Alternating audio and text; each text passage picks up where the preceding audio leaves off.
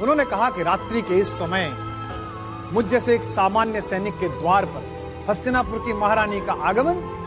महारानी अंदर आई और भीगे नेत्रों से वो रहस्य जाहिर किया जो रहस्य कर्ण को पहले ही कृष्ण बता चुके थे। उन्होंने कहा कि बेटे, मैं तुमसे क्षमा मांगती हूं और मैं तुम्हें यह बताती हूं कि तुम मेरे सबसे बड़े बेटे हो और अर्जुन और बाकी चारों पांडव तुम्हारे छोटे भाई हैं।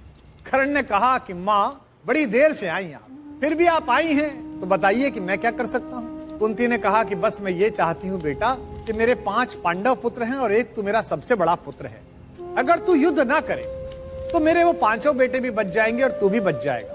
कर्ण ने कहा कि मां, तब से तो आज तक गंगा में बहुत पानी बह चुका जब आपने मुझे गंगा में प्रवाहित किया था। बात बहुत आगे निकल गई। दुर्योधन मेरा मित्र है, मैं आज जो कुछ खड़ा हूं केवल उसकी कृपा के कारण खड़ा हूं और मैंने उसे विजय दिलाने का वचन दिया है। कुंती ने कहा बेटा, पर मैंने तो सुना था कि तुम पृथ्वी के सबसे बड़े दानी हो।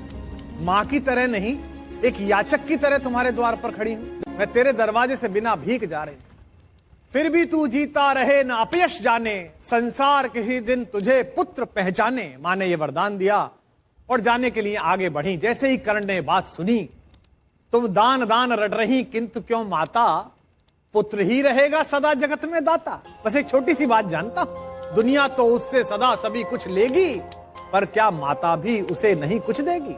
दुनिया मुझसे लेती, आप तो कुछ दो।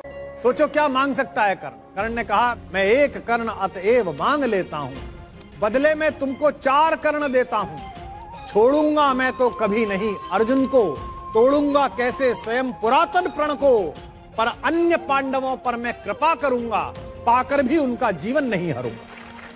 कहा कि एक वचन दे रहा हूं, अर्जुन को नहीं छोड़ूंगा, बाकी चारों को मारूंगा नहीं। मेरे सामने आकर उनके हथियार गिर जाएं फिर भी नहीं मारूंगा। इससे मां क्या होगा, दुनिया जानती है कि तेरे 5 बेटे हैं। मैं तुझे वचन देता हूं कि इस युद्ध के बाद भी दुनिया यही कहेगी कि कुंती के 5 बेटे।